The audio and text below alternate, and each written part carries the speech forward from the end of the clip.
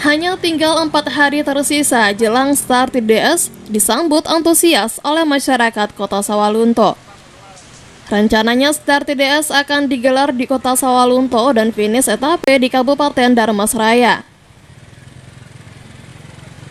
Beberapa ruas jalan untuk rute yang akan dilalui oleh para pembalap masih dalam perbaikan. Salah satunya Kelok S Pasar Remaja Kota Sawalunto.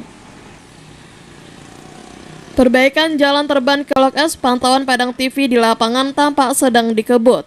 PT Citra Karya Pelayanan Sejati (CKPS) selaku kontraktor meyakini bahwa pihaknya mampu merampungkan ruas jalan yang akan dilalui hingga tanggal 3 November 2018 besok, 2 hari sebelum start TDS di Kota Sawalunto.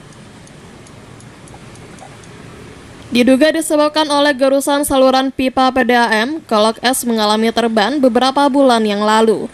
Proyek yang bernilai sekitar 1 miliar rupiah itu saat ini terus dikebut hingga Desember 2018. Namun karena event TDS, beberapa ruas jalan yang akan dilewati harus sempurna. Karena Kelok S merupakan spot jalan yang sangat vital yang akan dilalui oleh pembalap peserta balap sepeda internasional ini. Kami dari PT CKPS dalam hal pengerjaan trotoar penanganan longsoran di Simpang Konce, Sawalunto. Selama ini kami melakukan percepatan untuk pelayanan TDS, kegiatan TDS.